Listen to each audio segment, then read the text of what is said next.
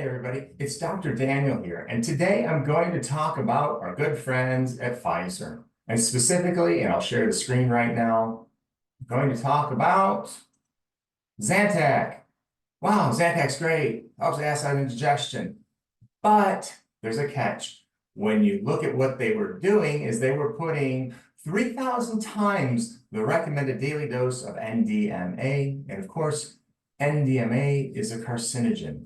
So if somebody was taking a lot of Zantac, their risk of cancer skyrocketed. So what does that mean? Pfizer's going to have a massive settlement, 10,000 cases. Question is, how many cases were missed? How many cases aren't included in that settlement? Now, this is just a trend. Pfizer is the biggest offender in terms of settlements. And I believe they had the largest settlement ever. It was around several $billion. They just paid the fine and moved on.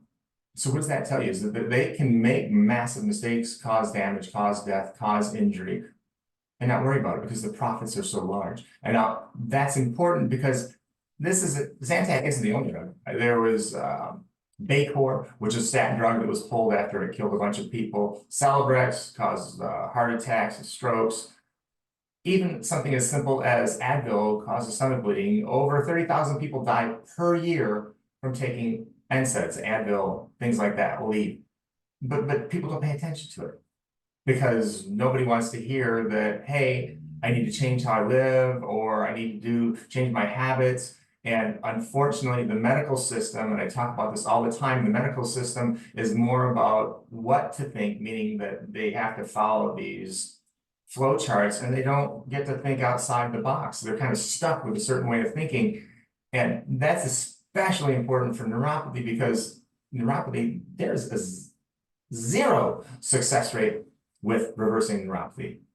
Heck, they don't even get relief most of the times. So when people come at me on Facebook or any of the social media channels and say, you're a snake oil salesman, I just have to shake my head. These pharmaceutical companies keep pushing and peddling dangerous drugs that many times make the problem worse, and nobody says anything about it. It's actually mind-blowing to me.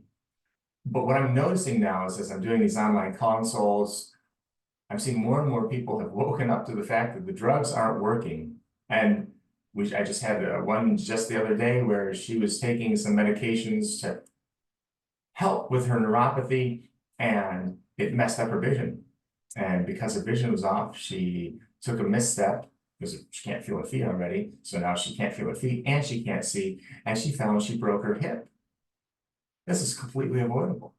She didn't need to be on medications. She said they weren't helping her at all. They were just destroying her vision. And I hear case like this after case. And I may seem negative towards pharmaceuticals, and I am. Certainly, there are periods of time where you can be on medication to just deal with an acute issue. But this whole thing of using medications as a solution for chronic issues doesn't work. If you're with a physician, they need to be speaking with you about, hey, how can we wean? What do we need to do to reduce our dependence on pharmaceutical drugs? What can we do to reverse or reduce the type 2 diabetes or the effect of type 2 diabetes? They don't do any of that. They just keep prescribing more pills.